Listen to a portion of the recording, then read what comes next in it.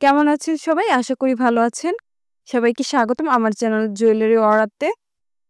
আজ আমি আপনাদের সাথে শেয়ার করব কিভাবে আমি এই মাল্টি কালার জুয়েলারি বেসটা তৈরি করেছি। তাহলে চলুন দেখে নেওয়া যাক।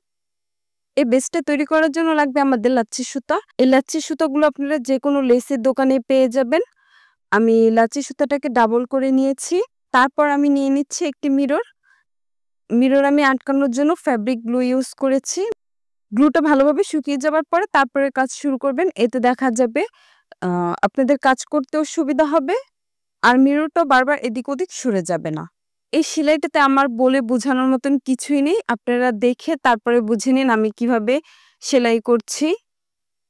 যখন সেলাই করবেন সুতাটা একটু টান করে তারপরে সেলাই করবেন। এতে ফিনিশিংটা খুবই ভালো আসে।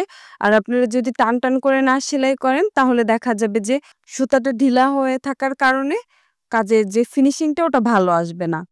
এই কাজটা করার সময় অবশ্যই কটন ফ্যাব্রিক ইউজ করবেন।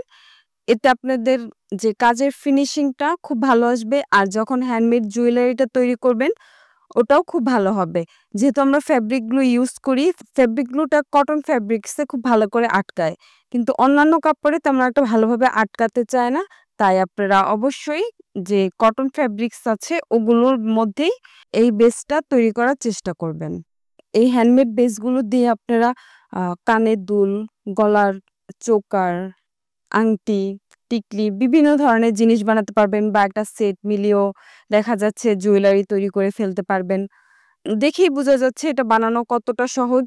যে কখনো কোনো সেলাইয়ের কাজও করেনি সেও এই বেসটা খুব সহজেই তৈরি করে ফেলতে পারবে। আপনারা যখন এই বেসগুলো তৈরি করবেন আপনারা আপনাদের পছন্দের কালার দিয়েও তৈরি করতে পারবেন। আমার কাছে মনে হয়েছে বাসন্তী কালারের উপরে নীল কালারের সুতাটাই বেশি সুন্দর যাচ্ছে।